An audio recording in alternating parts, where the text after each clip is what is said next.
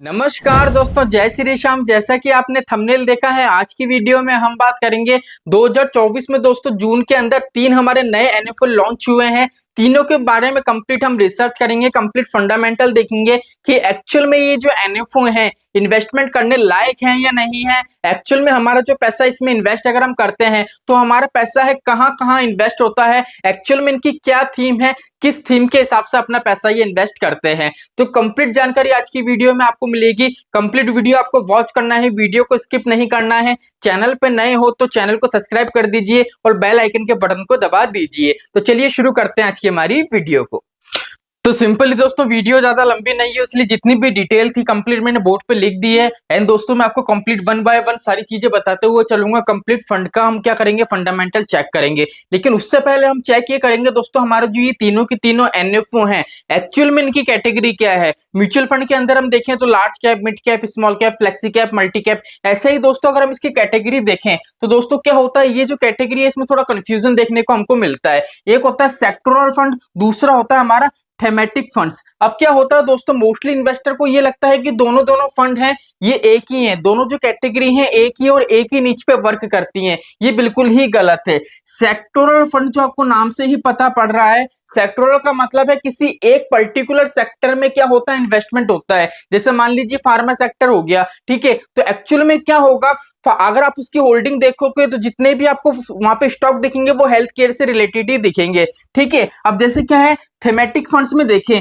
ये एक्चुअली में क्या करता है दोस्तों, थीम वर्क पे वर्क करता है। अब थीम वर्क का मतलब ये है, जैसे मान लीजिए जो कोई फंड है वो किसी मॉडल पे वर्क करता है। जैसे मान लीजिए इंफ्रास्ट्रक्चर के मॉडल पे वर्क करता है, तो इंफ्रास्ट्रक्चर मॉडल के अंदर जितने भी दोस्तों अंदर यूज होने वाली चीजें हैं वो सारी चीजें क्या होगी दोस्तों, इसके स्टॉक में, इसके पोर्टफोलियो में शामिल होगी। आप इसको आसान भाषा में ये समझ सकते हो, जैसे मान लीजिए आप कोई घर बना रहे हो। अब मकान बनाने के लिए आपको जो जो चीजों की रिक्वायरमेंट पड़ेगी, बजरी रेती, जो जो चीजों की रिक्वायरमेंट पड़ेगी A to Z, वो सभी चीजें अगर आप इसमें लेते हो तो वो किस में आएगा, थेमेटिक्स वाले फंड्स के अंदर वो आएगा। अभी हम तीनों फंड्स की बात करेंगे। ये एनएफओ हमारे किसमें, सेक्टोरल में नहीं है, ये किसके अंदर है, हमारे थेमेटिक्स के अंदर है। अब यहाँ पे देख लीजिए, अगर मैं बात करूं बड़ौदा BNP पारिबास मैन्युफैक्चरिंग फंड, अब यहाँ पे आपको देख लीजिए नाम से ही पता पड़ रहा है मैन्युफैक्चरिंग, मतलब इसके अंदर पोर्टफोलियो में जितने भी स्टॉक होंगे वो मैन्युफैक्चर से रिलेटेड ही होंगे, ठीक है। यहाँ पे हमारा सेकंड देख लीजिए आदित्य बिरला सन लाइफ क्वांट फंड। अब एक क्वांट फंड का मतलब है इसकी जो नीच है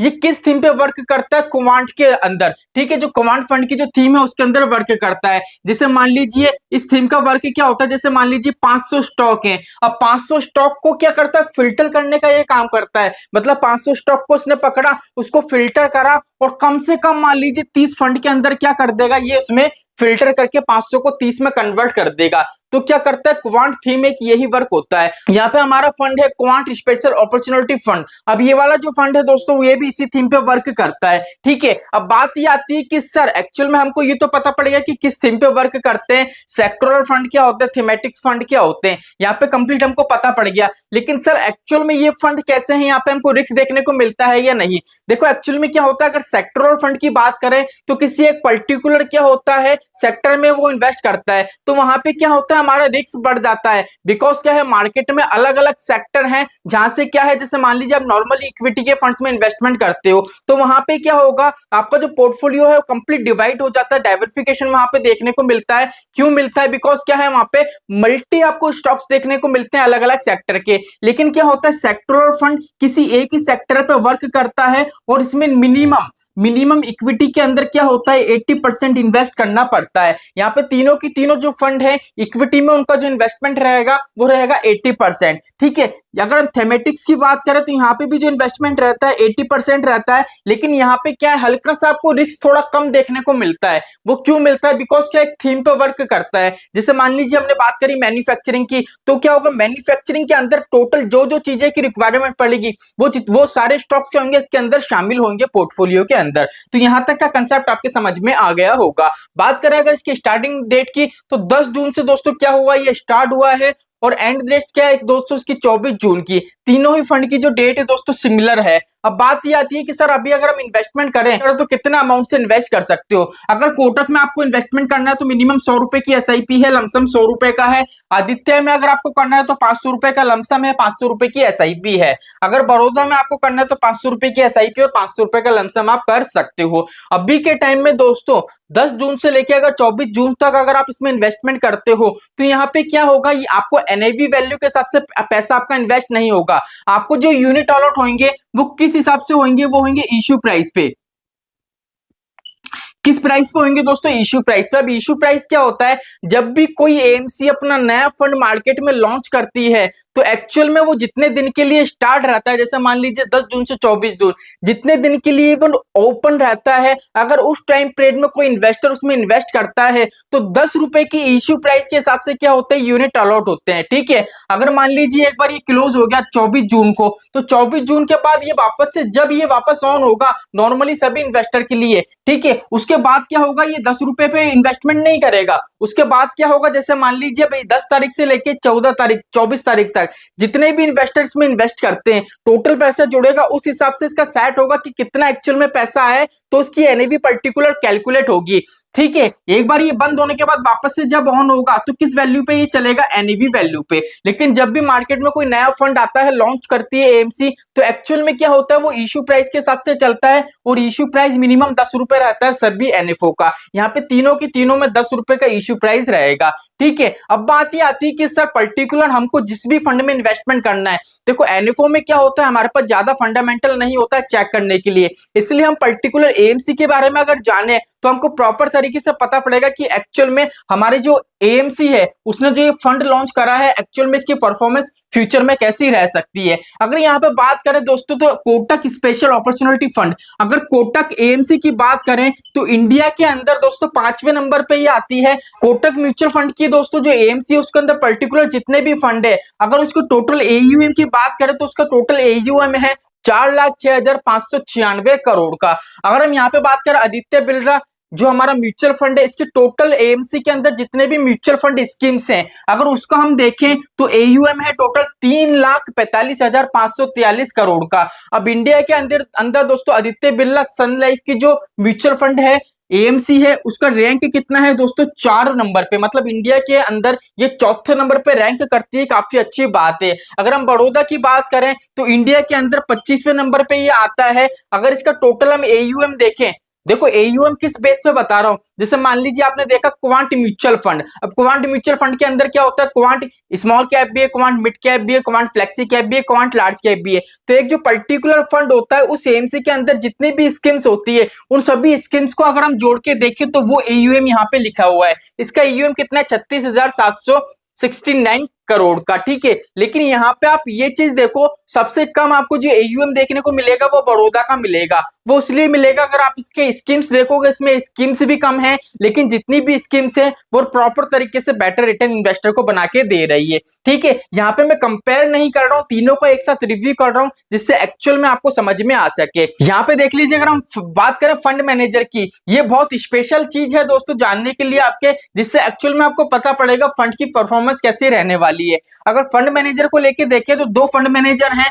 पहले जो हमारे फंड मैनेजर है उनका नाम है देवेंद्र जी, दूसरा जो हमारे फंड मैनेजर है उनका नाम है अर्जुन जी। अब जो ये अर्जुन जी है ना दोस्तों, ये एक्चुअल में क्या है, 2 फंड के अंदर फंड मैनेजर हैं, एक तो क्वांट स्मॉल कैप के अंदर, एक क्वांट इमरजेंसी इक्विटी फंड्स के अंदर। अब दोनों ही जो ये मैंने फंड आपको बताए हैं, अगर आप गूगल करके देखोगे तो दोनों का जो परफॉर्मेंस है अभी के टाइम में काफी बेटर चल रहा है, बेटर रिटर्न बना के दे रहे हैं। इसीलिए एक्चुअल में हम ये कह सकते हैं कि जो फंड मैनेजर है काफी बढ़िया है, वेल क्वालिफिकेशन है। एक्चुअल में अगर हम इसमें इन्वेस्टमेंट करते हैं तो एक्चुअल में क्या करेंगे, हमको ग्रोथ ये दिला सकते हैं। अगर यहाँ पे फंड मैनेजर की बात करें हम आदित्य बिरला में, तो हरीश जी हैं एक तो, और दूसरा है धवल जोशी जी। अब धवल जोशी जी जो हैं दोस्तों आदित्य बिरला सन लाइफ पीएसयू इक्विटी फंड में में फंड मैनेजर हैं। अगर आप इस फंड के बारे में देखोगे तो एक्चुअल में बहुत अच्छा फंड है, इन्वेस्टर को काफी बढ़िया ये वेल्थ बना के दे रहा है, काफी बढ़िया ये रिटर्न यहाँ पे निकाल के दे रहा है। अगर यहाँ पे फंड मैनेजर की बात करें बड़ौदा की, तो यहाँ पे जो पहले फंड मैनेजर है वो जितेंद्र जी हैं,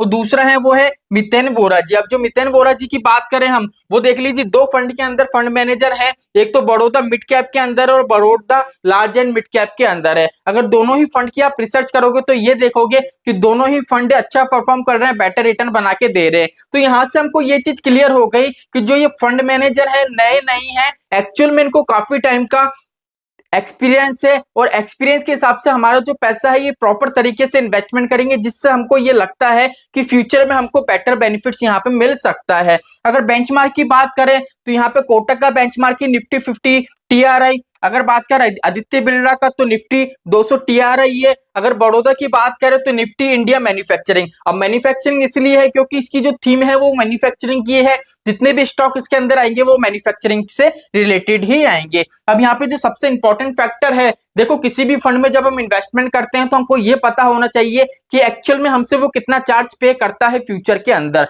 यहाँ पे अगर एक्सिट लोड की बात करें तो देखो क्या है, अगर आपका इन्वेस्टमेंट है, जैसे मान लीजिए आपके इन्वेस्टमेंट में 100 यूनिट है, अब 100 यूनिट में से मान लीजिए अगर 10% से ज्यादा यूनिट, जैसे मान लीजिए 11 यूनिट अगर आप विड्रॉ कर लेते हो एक साल के अंदर अंदर, तो आपको कितने परसेंट का एक्सिट लोड लगेगा? 1% का। ठीक है, आपका जितना भी इन्वेस्टमेंट है अगर उससे 10% ज्यादा का अगर आप यूनिट विड्रॉ करते हो एक साल के अंदर अंदर, तो आपको 1% का क्या लगेगा? एक्सिट लोड यहाँ पे पे करना पड़ेगा। अगर हम बात करें आदित्य बिरला की, तो यहाँ पे एक्सिट लोड कितना है दोस्तों? मात्र 90 दिन का। अगर 90 दिन के अंदर अंदर अगर आप आपका पैसा निकालते हो तो 0.5 रुपीज का क्या एक्सिट लोड यहाँ पे आपको पे करना पड़ेगा। अगर आप एक्सिट लोड के चार्ज को लेके देखो तो दोस्तों आदित्य बिरला सन लाइफ फंड है, काफी बेटर फंड है, 4th कैटेगरी में भी आ रहा है इंडिया के अंदर, एयूएम भी काफी बड़ा है, और जो फंड मैनेजर है वो भी काफी बेटर है।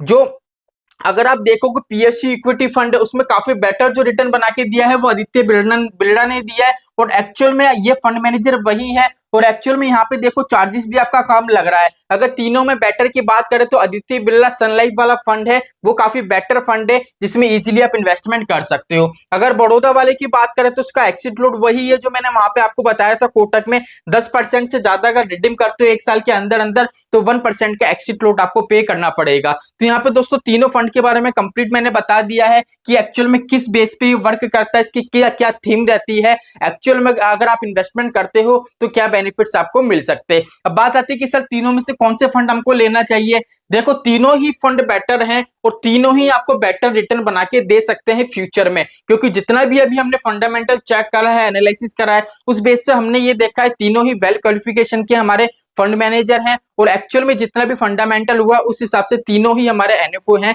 फ्यूचर में हमको वेल्थ क्रिएट करके दे सकते हैं। लेकिन अगर हम तीनों में से किसी एक को लेना चाहें तो फर्स्ट नंबर पे आप ले सकते हो आदित्य बिरला को, अगर सेकंड नंबर पे आपकी चॉइस है तो आप कोटक को ले सकते हो। बाकी बड़ौदा को लेना नहीं लेना आपकी चॉइस है। बाकी मैंने जो मेरे हिसाब से मैंने बता दिया है, बस मैंने आपको एक एजुकेशन पर्पज से ये बताया है। बाकी इन्वेस्टमेंट किस तौर पे करना है, कैसे करना है, कंप्लीट आप खुद से रिसर्च करिए, देन अपना इन्वेस्टमेंट आप स्टार्ट कर सकते हैं। तो चलिए दोस्तों आज के लिए इतना ही, मिलते हैं हमारी नेक्स्ट वीडियो में। जय श्री श्याम दोस्तों, जय श्री राधे।